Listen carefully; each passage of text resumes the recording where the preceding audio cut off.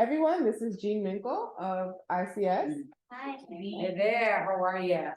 She's gonna be the one teaching us today.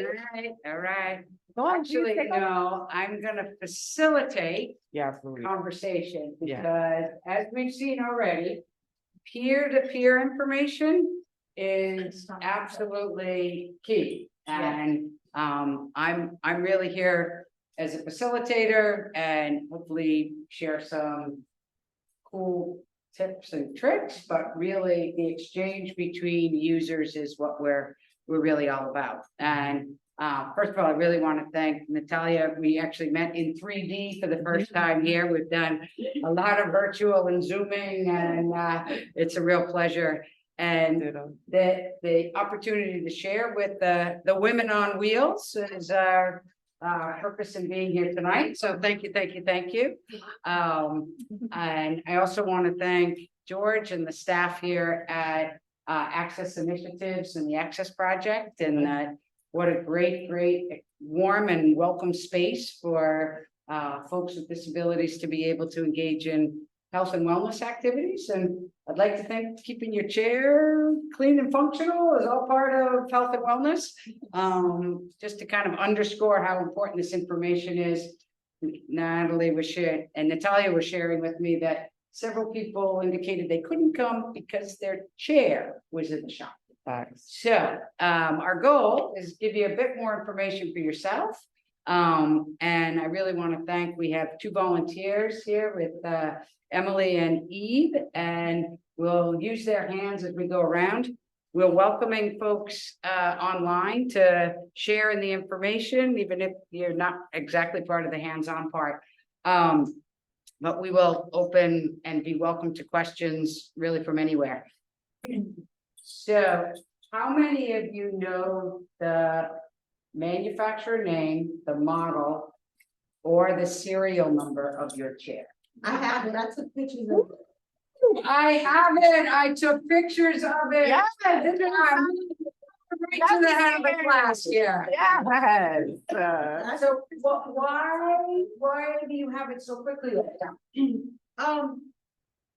I had went to a cleaning, it was a cleaning clinic, and I had it on paperwork, but I don't remember where I put it. And then when I got to the cleaning thing, they showed me where all my stickers were. So I just got down and took pictures of the stickers. Gotcha. And why having access to your serial number is important? Because that's how they, I guess how they find where the parts, the batteries, the things you really need. There you go. If you have the serial number, then the supplier can be accurate in communicating with the manufacturer. What was the original equipment on the chair? What was the size? It's not perfect by any stretch. We frequently get we ordered X and Y was delivered, but if you don't have the serial number, your likelihood of getting the wrong part is much higher. So what I'm gonna, at the risk of paperwork that you might lose, and yes, getting pictures is absolutely the way to go. And ladies on the internet, on the Zoom meeting there, if you have somebody, or if you could reach out to your supplier, taking a picture is brilliant, having access to it, but finding either the old paperwork or just call the supplier with the sticker on your back and ask them to give you this serial number so that you have access to it. So we're gonna take like 4 or 5 minutes, see if we can get the numbers off of the chairs of the people here, and then you can go home with the number. So my colleagues are gonna help me out here. Oh, wow, there it is. Okay. Yeah, mine is on the inside of my front wheel. I would have thought it was on the back. I have a current wheel app. It shows. Oh, that's cool. She has a Permobil app and it shows the model and serial number. You see, this is why I'm mad. Permobil's the best. They do. Gene, somebody said in here that that's Shayna, that she has the Permobil app and it shows the model and serial number. Yes. I don't know. Mm, You and know, it was a permit. if I you have it put- for this. so the comment was, if you have a permobil chair and you put your serial number in the product finder, it'll tell you all the original equipment that came on your chair, which is really valuable information. But that is a smart idea though, to take a picture of the sticker on your back with your serial number and the model and everything. So that's one great tip. And so people that have power seating and have multiple actuators on their chairs, you'll see numbers all over the place. What you're really looking for is on the base of the chair. There's a sticker and it'll have the manufacturer's name. So far in this room, we've had Invacare, Quantum Pride, Tie Light, and that's the first part of the sticker, and then it'll be that manufacturer's serial number. Okay. And if you can get that base number, then it'll tell you, for example, the Invacare chair here came with a seat elevator. But we don't want the seat elevator serial number, we want the base serial number. All right, And then so, and I was asking these QR codes, is that meant to lead you to the app? What are the QR codes about? see, those are all for actuators. Weird. They don't well, lead to anything, right? I don't think so. Okay, not for us.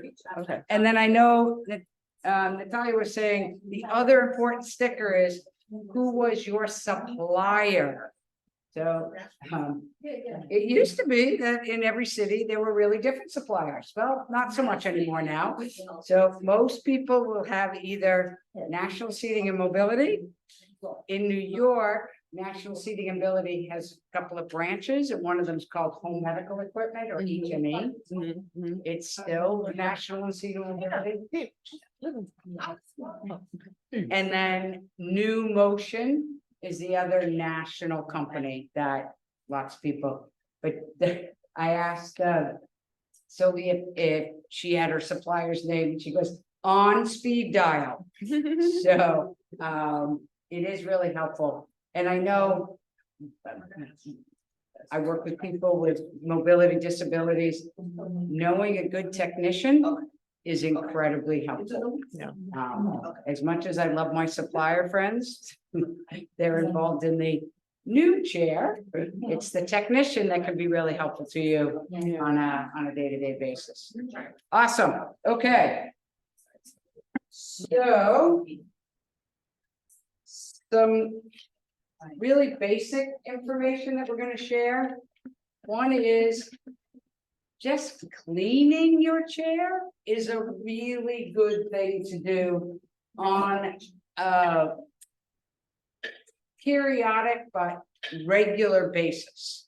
So there are parts of your chair that once a week, wiping it down, it keeps that grit from the street and the road and this time of year is not quite so bad. Yeah, we here in the Northeast are gonna go into salt, gross, disgusting, followed by mud, disgusting, followed by, well, actually, we get leaves before we get the grit stuff. So just getting some rubber gloves, baby wipes, really good. The beauty of the baby wipe, all pre-moistened, won't leave any residue on your chair, and leave a packet nearby, wipe it down. The other really good part about wiping down your chair on a regular basis is something loose as you are doing it off. Like, let's not wait for the joystick to be hanging off of the armrest. We can make those adjustments as we go along. Right. So, anybody else have recommendations on cleaning supplies, cleaning strategies? Swiffer is another one, particularly the one on Along the stick. on the stick to get underneath if you don't have a seat elevator. That's another great tip. And you do not want to spray like a 409 or something like that onto your chair. For your manual chair, you're okay, but The power chairs, you run the risk of getting something into the joystick or the display. And you run something into the module, and then you run something into. Oh, awesome, welcome. So maybe you move this way. Come and join us. Move that way a little for me. You have room, Sylvia, to come in? Is everybody, Yeah. You don't have to, just a little bit. you're good, okay. And your name? Michelle. All right. Before you break, Michelle, before you leave, I'll help you get some of the serial number, make and model of your chair. That'll be stuff that you can use. That will be helpful. All right.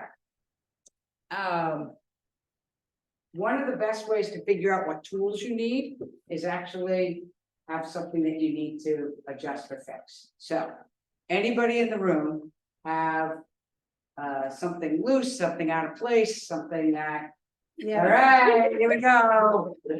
Okay, That didn't take your long. item is headrest. Come on down. Hey!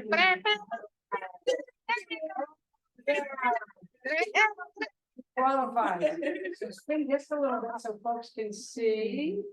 Not unusual. Not unusual to be. Okay, well, part of your reason is you're missing something. Yeah, she says. So there is a bracket on the back of the chair here that's supposed to lay flat. It's off and it doesn't have the handle that would normally tighten it down. So, yes, They, I do have somebody coming, supposed to be coming. That sounds questionable.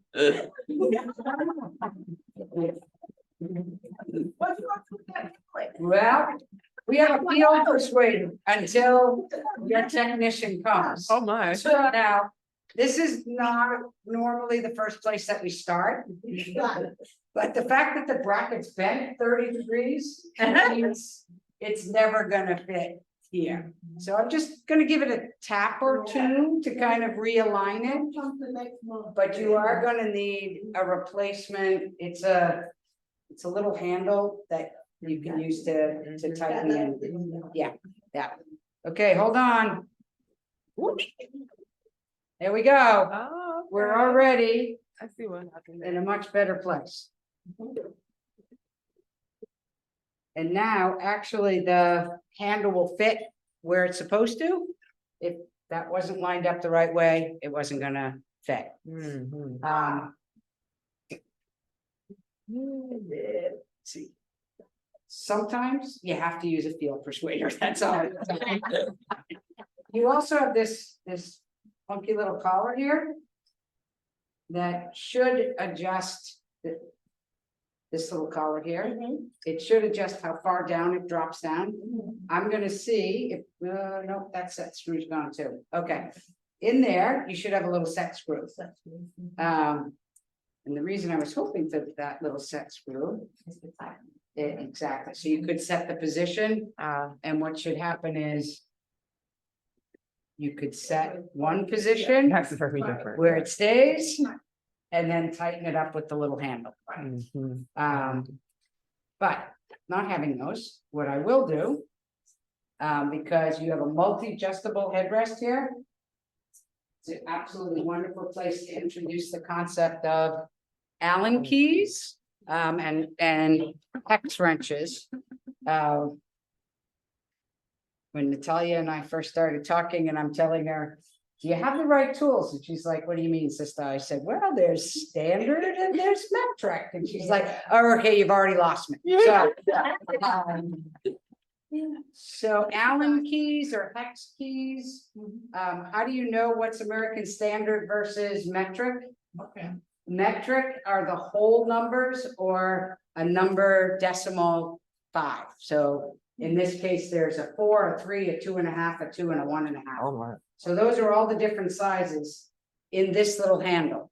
Oh, okay. And the beauty of this little handle is you have multiple sizes, throw it in your backpack and you're pretty well covered. And that's the American. This one happens to be metric. Metric. This one's American. That's American. And the American one, you know by fractions. Fractions. Yeah. Okay.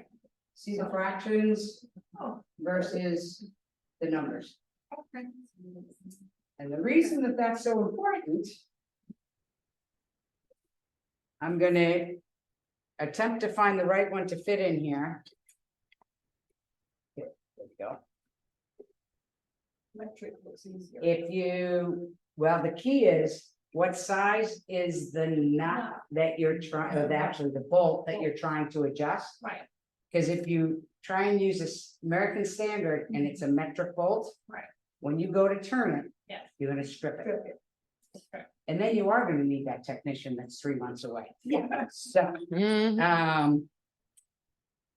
these are convenient, they're easy. If what you're trying to loosen up loosens easily, like the one I'm working on right here. If the bolt that you're trying to loosen up has a lot of gunk around it, up and down by your caster wheels, brown dirt, whatever, that's where, same thing, it's a hex, but it has a T handle, so you can get what we affectionately call more torque. I can really twist on that one. But if I need this, I probably just carrying the right size with me, I'm not carrying multiple T handles. Right, okay. Although it's good to have a little set like this, let me show people. So this too, the T handles, one side is American Standard, the other side is metric. So that's Oh, okay. when you get real fancy here. I see. But let me tighten this up. So this particular headrest, it gives me multiple places to adjust. But the fact that it's always gonna drop down and land in the wrong place. Don't wanna spend too much time doing it. Would you like it a little further forward or? Yeah, a little forward. Okay. So. And of course. They use different size. Bolts in different parts of the headrest, just to make sure that we're being honest. Okay. You heard that little crack? Yeah. That was just, it was tight and I'm loosening it up. Okay.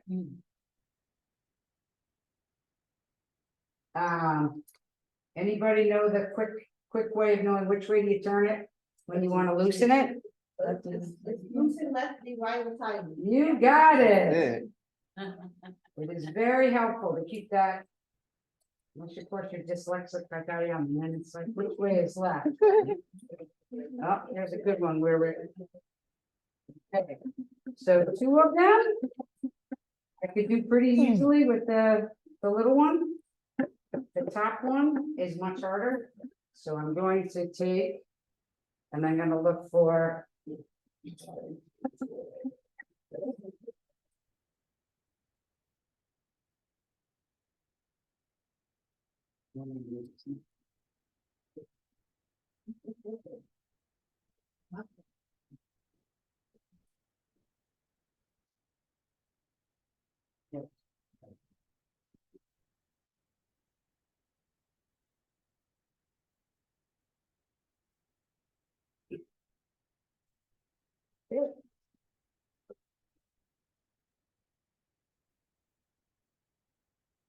Having a hard time.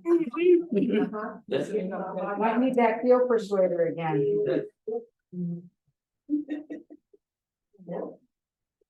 Okay. Any of the youngins want to come up and see if they can? Ah, Oh. no youngins. There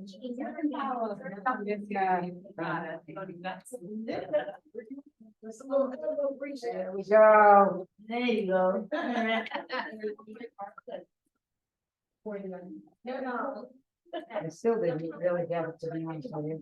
Right, oh, I know. Can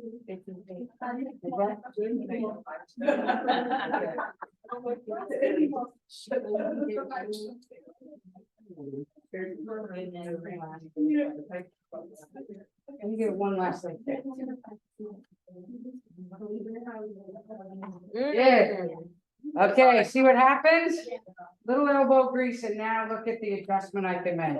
Wow. Yeah, right there. Right there. So this is an example of a piece of equipment has given you a ton of adjustability. But if you don't have the right tool, in order to make the adjustment, it just sits there. It doesn't meet your needs. Okay, give it a head back now. That's still the right place? Yeah, right. That's the right place.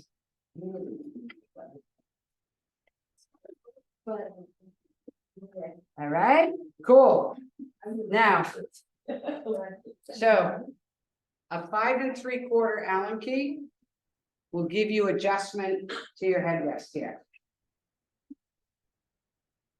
I do like those tools, because my bike goes European. Yeah.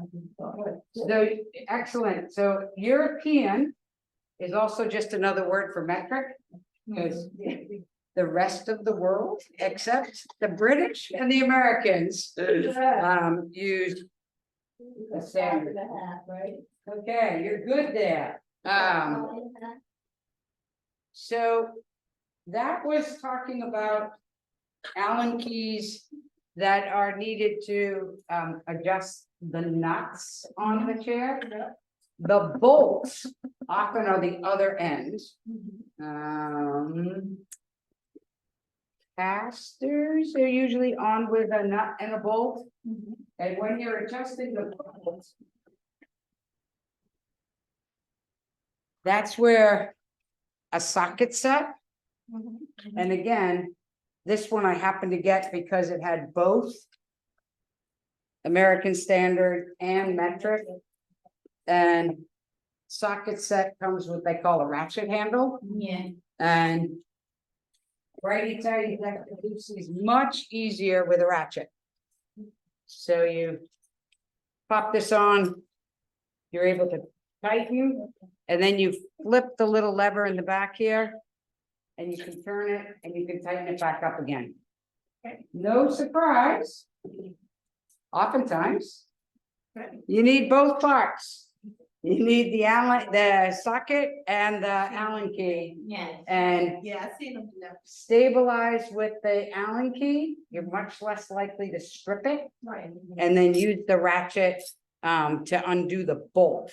So the bolt is what you're undoing. When it gets, sometimes you'll be going after a nut that you can't get the bolt around, or you can't get the socket around. So you want to use an open wrench. I have kind of a skinny one here, because the skinny one can get into those hard to fit places. So let me just demo. Can you just pull forward here a little bit? So you, actually, back up just a little. I'm gonna try and do it in the camera angle here if we can. Back up, back up. I'm trying to get your anti-tip wheel in the camera here. Let's see. Oh, I know what I'll do.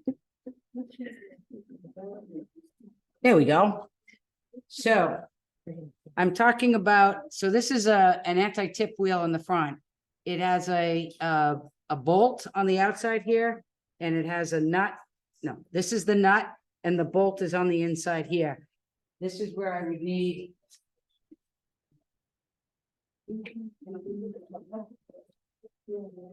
Look to fit my socket.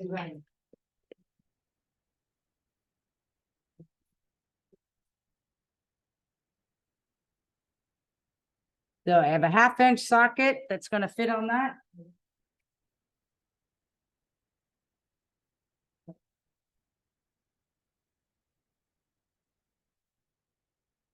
we doing, Gene? I'm just demonstrating to people how the socket system works. And so I've moved the zoom down so people can see where I'm. Oh, beautiful. So the socket will let me take the whole bolt off.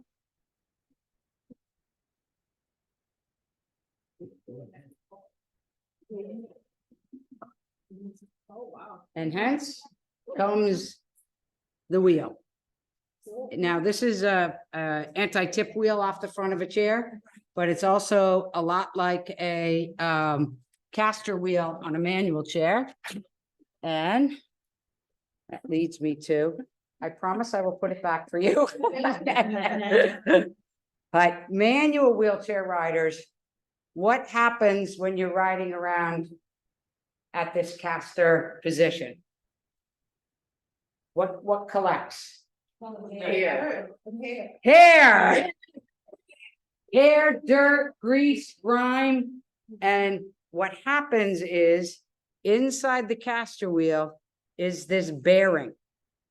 And what bearings are is a mechanical means that makes the wheel spin much more smoothly without friction. Right.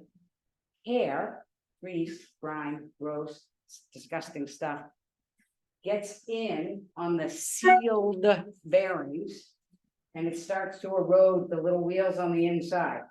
So you will hear, Yeah. and when you're rolling around and you're hearing, that means your bearings need to be replaced. Okay. But to lengthen the life of your bearings, clean out the hair. So get out of the chair, tip it back, undo just like I did the axle, etc., and then clean it out with needle nose, pliers. Someone mentioned on a previous call that they, number one, they do it in their bathroom because it can be dirty and gross. Yeah. They sit on the toilet because they have a place to stay and flip over their chair and clean it that way. They use a lighter to burn it off, which is a method of convenience. It may actually impact your bearing. Okay. So judiciously, shall we say? The replacement bearings are size specific. So when you're needing to replace your bearings, you want to be sure you have the right size. Again, Team Wow feedback on a previous call, he said she has a skate park down the street from her, teenage kids. Excellent allies in changing her bearings. They know where to get the bearings. They know how to change the bearings. They change the bearings for her. Find your skate park. I'd like to think that we can come back for a real hands-on. Learning to actually pop out the bearings and put new bearings in is a really good exercise. I don't recommend it for power chair users. Usually it's a replace the whole caster wheel, but manual chair users, this is a pretty easy, well, shouldn't say that. It's an important skill to learn that will save you big money because you don't have to replace the whole wheel. You can just change the bearing, but you won't even need to change the bearing if you're really good about cleaning and getting rid of the hair. Right. All right. And the easiest way to take it off, as I said before, knowing what size socket you need, having the right key on this other side for stabilization, take it off, clean it out. Let's see. The good news is because this is an anti-tipper, you're not collecting the same kind of dirt. But if I already did the hard part, I might as well clean that off for you. There you go. Perfect. And for manual wheelchair riders, cleaning will then make the roll so much better. So, and for power chair riders, if you are hearing that, start making the list so that you can get a new cushion cover, get your bearings replaced, What's the tread on your tires look like? So one-stop shopping, little, another little hint, if you're using your supplier. And I just got confirmation of this today, because it drives me nuts. If you get one prescription at any time of the year that says power wheelchair repairs, manual backup wheelchair repairs, primary wheelchair repairs, backup wheelchair repairs, annually, once. Submit it both to your supplier and to your insurance company. Then when you have the need and they go, do you have a prescription?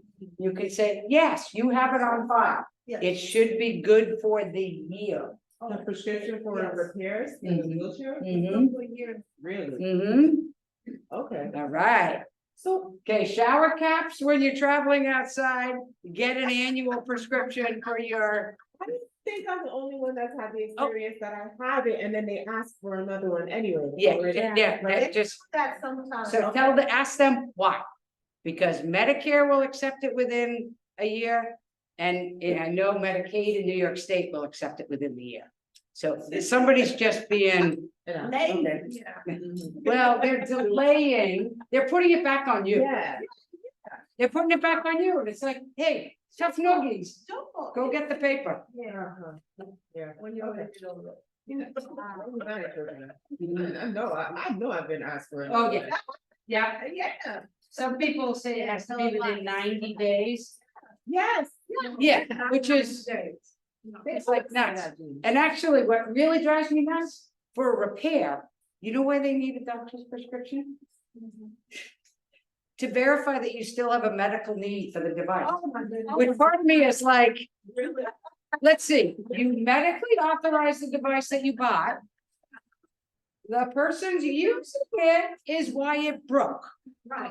So why do we need an MD to say, well, don't get me on that soapbox, but annual RX should cover you.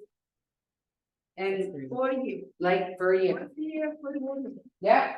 So if you're going for your annual physical or on your birthday or Valentine's Day or St. Patrick's Day, like you pick a day and that's when I'm gonna get the RX. I'll get it from my doctor. I will be sure to send it to my supplier, ask them to put it on your file and to send it to your payer. If you're, particularly if you're Medicaid here in the city. I'm sorry. All right, One question. yes, So with like you have a front wheel drive, right? Yeah. So there's no anti-tipping on the back? well, turn around. Yeah.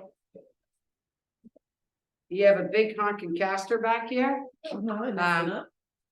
Oh, yeah, it's enough. She also has a big suspension system here. Are you in fact able to go up obstacles? Like a 1-inch curb, Yeah, 2-inch curb? yeah. Can we push to 3? Yeah, I think you're gonna get to a point where the front caster, the front anti-tipper won't let you. But Oh. that's why they have the suspension there, so that the front wheels can climb up and you don't lose traction in the back wheels. Okay. So your rear wheel drive, yeah, so it's almost exactly the same. Your casters, your big casters are in the front. Mhm. She has front anti-tippers, you have back. Yeah. Well, she has almost, it would take a lot for me to tip this thing Yeah. because all the weight's up here in the front. Okay. However, if she goes down at a pitch, that's when she needs something to protect herself in the front. So it's just a matter of the weight's distributed differently. In general, obstacle climbing and the ability to keep your legs in close is front wheel drive. Mid wheel drive, have you always driven a mid wheel drive? No. What did you drive before? I have a road. Did you like it, I not like loved it? it. Loved it? And why did you go mid-rail? Just a change. Okay. What do you find different about driving a mid-rail? I guess more stabilization. Okay, because you have 6 wheels. The other, that the mid-wheel drives are known for tight turning radius, so particularly in New York City, if you have like a railroad apartment, it really makes a difference that you can drive down the middle of the hallway and make a turn in the middle of the doorway and not have half the chair be banging front or banging the back.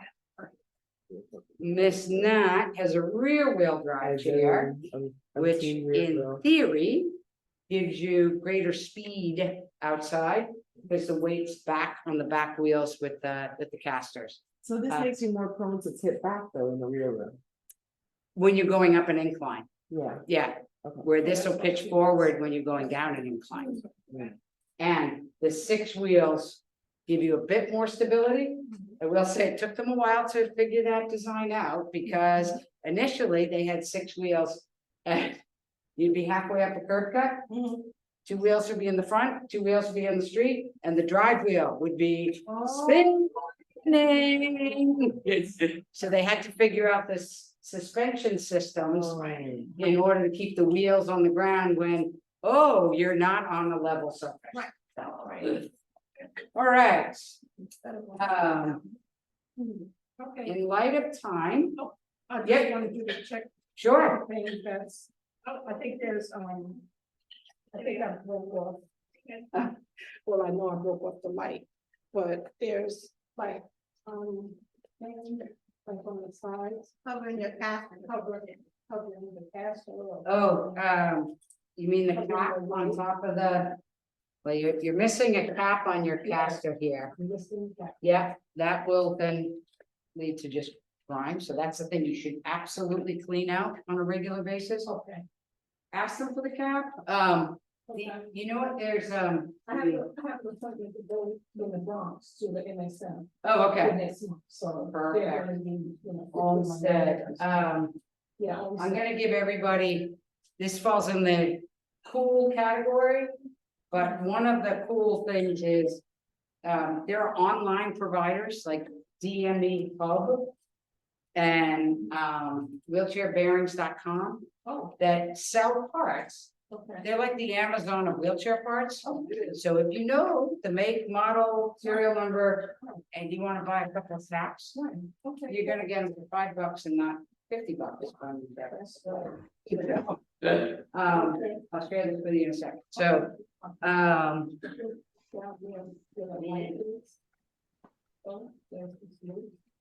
you have a funky fender going on here?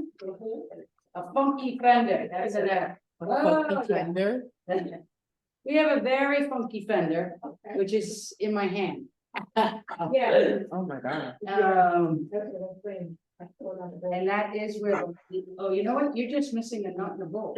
There's, let me see, do you have your phone? Yeah.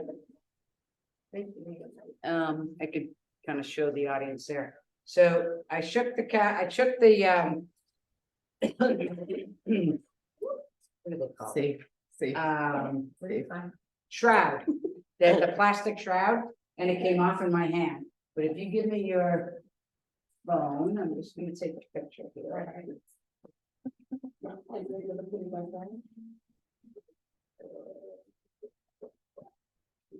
See that? Okay.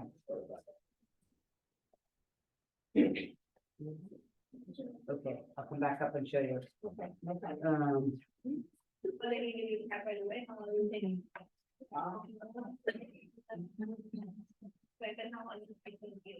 So it came right off of my hand. You see here? Yeah. That's a threaded bolt. What you're missing is the nut that goes underneath it. So it's just it's literally a piece of hardware. And then that will stay on there securely. So this might actually be something.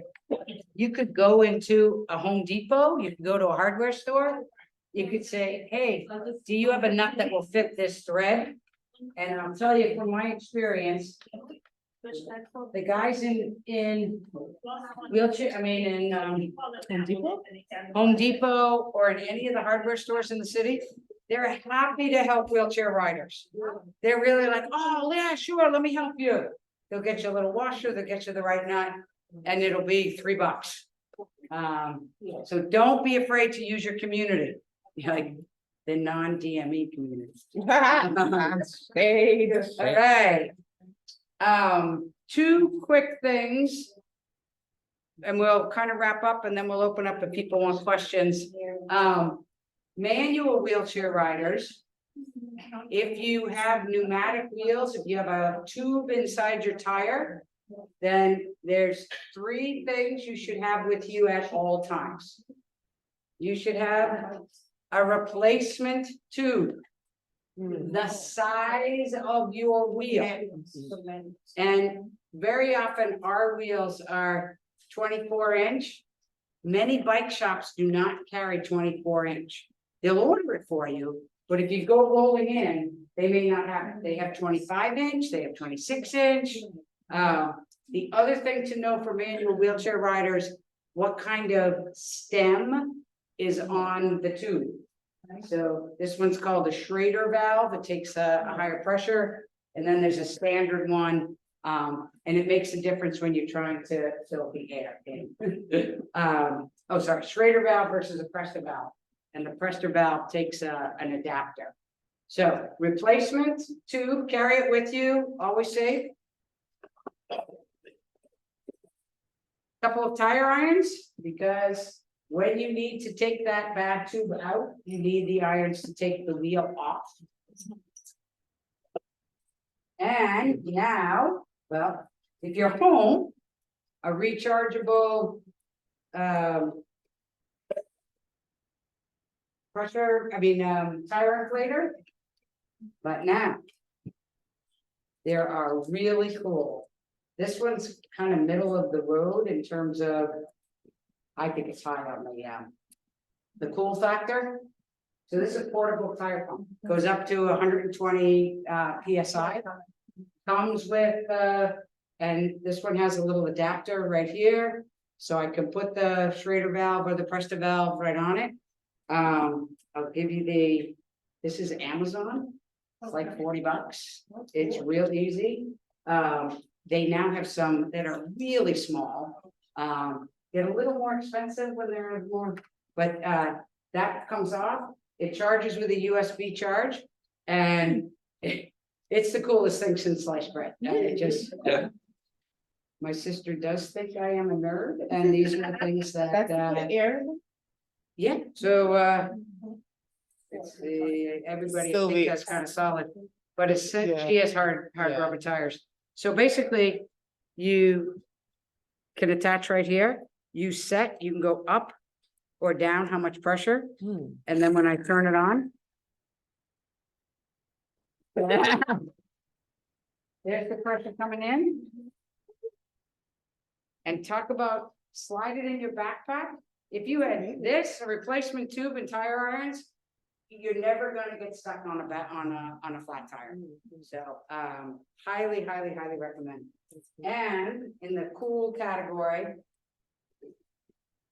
this saves fingers. So this is a tire bead jack for manual wheelchair riders. When you get the tire all the way back on, and there's that bit trying, and you don't want to pop the tube that's in there. This one works. Very cool. So you get the tire going all the way around. Again, for tonight, I'm just going to show the principle here. The tire bead jack goes on the outside of the tire rim, and it captures the tube. Captures the outer side of the tire and flips it inside the rim. So it saves your fingers from trying to get that last part of the tire. So that's called the bead jack. If you have any bicycle riders in your life, they use that. Here's a very cool little device. Again, 25 bucks. It's a Cool Stop is the name of the manufacturer. And as we wrap up for power chair users, what's the biggest thing you worry about? Getting stuck because of No power. battery charging. So the most frequent problem with a power chair is battery. So what is your current battery repair behavior? I mean, sorry, battery charging behavior. I used to, this is what I used to do. I used to only charge, because I gotta pay connects. So I used to charge it twice a week. And I would leave it on charger over 17 hours, but I used to do like that. But now I heard that you have to charge it every day now, at least 4 to 6 hours. It depends on how much you use it that day, really. Because it advances the battery, as I'm told now. We thinking it will overpower the battery, but now we're told it's not going to overpower the battery. It's gonna make the battery more stronger and you'll be able to go longer. Listen very well. So several things there. One, charge every night is really That's what I said. Yeah. plug it in when you go to bed. Leave it there till you get up in the morning. Yeah, even if you just go into the kitchen and the bedroom and you come back again. Two things in advance. One, the charger will cut it off when it's fully charged. Yeah. So there used to be something called a trickle charge, and that kind of screwed up the batteries over a long time, but the chargers are much smarter now. So, you could probably go 2 or 3 days, but the beauty of getting into the habit of just charging it every night is you're much more likely to get 18 to 24 months of life out of your battery. So the life of the battery is. Wait a second. No, man, I just got her again. What did you say? If you properly charge your battery, meaning every night, overnight, regularly, you should get 18 to 24 months of use out of that battery. Wow, that's 2 years. That 2 years. Now, the other really important thing is when you get new batteries, they actually do have a breaking in period. And I totally understand that. I got new batteries, I should be able to go further, longer, faster. No, not for probably the first 2 weeks. It takes about 14 cycles. Oh, really? And not infrequently do I get a call. They ripped me off. They put the wrong batteries in. I can't go as far as I used to go. Can you tell we work in New York? Like, I want to go fast. I want to go now. Yeah. Give your batteries a chance to break in. So trust me, they will go up to their full capacity, but it will take about 14 charges. So you will notice it drops a little quicker. You may not go quite as far. But if you're only going to the kitchen and the bedroom back again, you can do that a lot of times, but it'll take about 14 cycles for you to, okay? Wow. Cool. I wait for it to go down a dot and then I knock it. 1 dot. Okay, I'll give you 1 dot. I don't want to see people go down like 3 or 4. Yeah, that's too much. Because, or only have 1 or 2 show it. That's.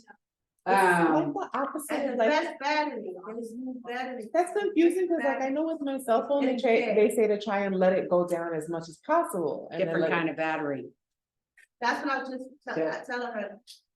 They told us which one were the best batteries to use, and they said, get the one that's MK. MK. What are we talking about? All right.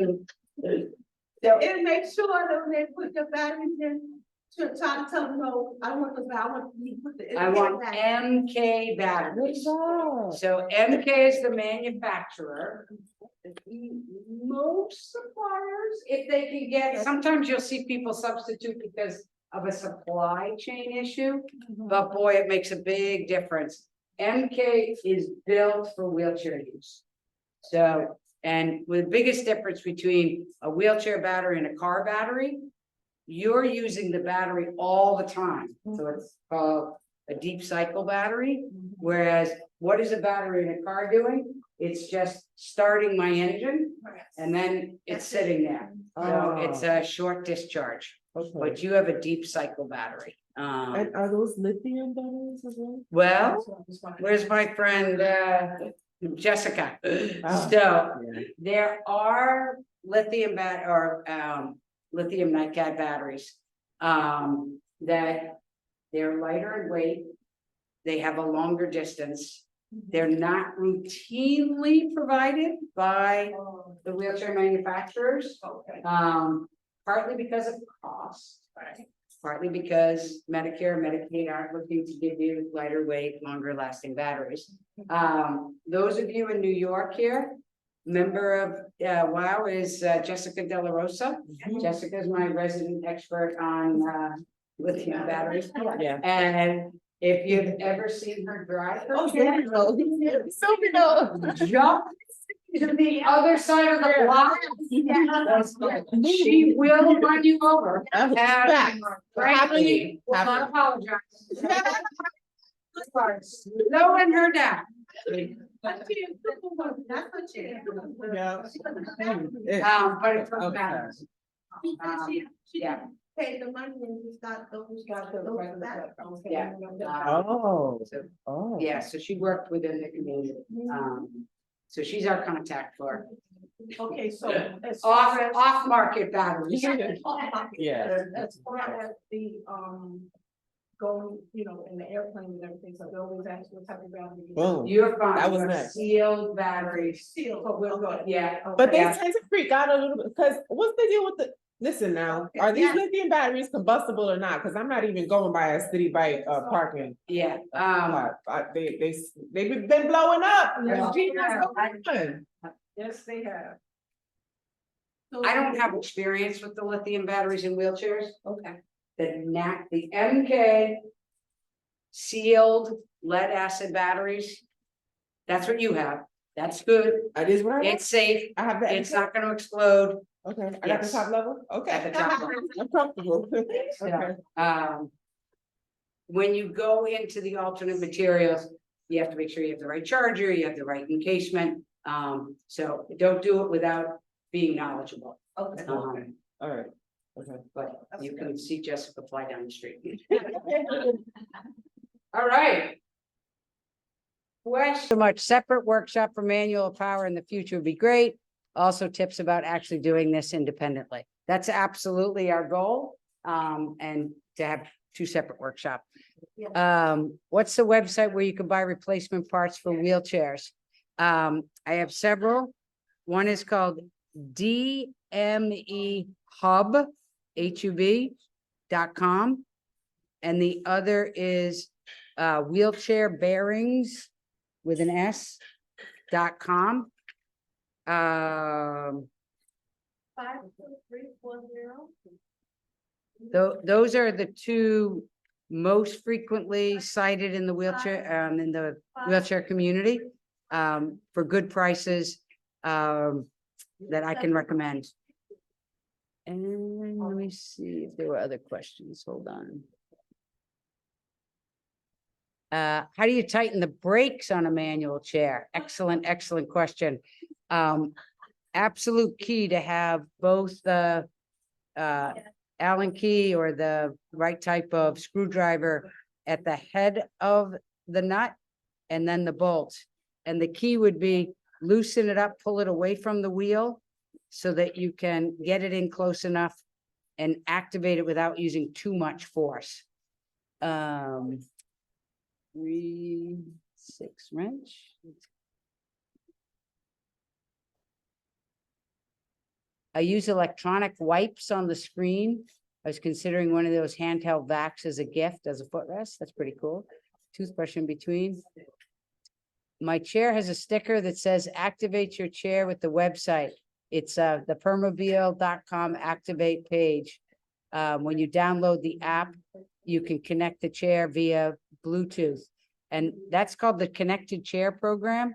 And it gives you access then to a technician who remotely can look at your motor logs and your module log, and will be able to tell you if there are some errors that can prematurely, or not preventatively, replace a problem before it actually breaks down. I didn't know about that. Okay. I have a Zoom. All right. Jack, way to go, guys. Thank you. Tri-Sport was that option. It's also available at Amazon, the Cool Stop tire bead tool. All right. Well, we have a lot of packing up to do, so I'm gonna sign off from the Zoom unless you're good. Oh, that's okay, yeah. All right. Thank you, ladies. And thank you. Thanks, everybody, for hanging in there.